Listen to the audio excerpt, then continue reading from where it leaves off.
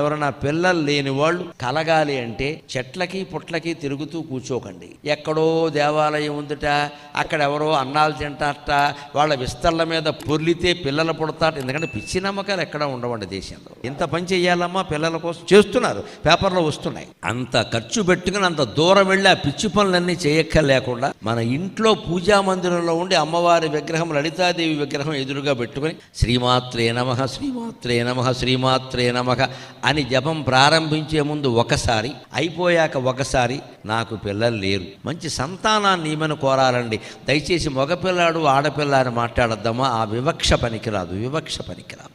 మంచి సంతానాన్ని ఇమ్మని కోరండి. ఎవరిని ఇవ్వాలో ఆవిడ చూసుకుంటుంది.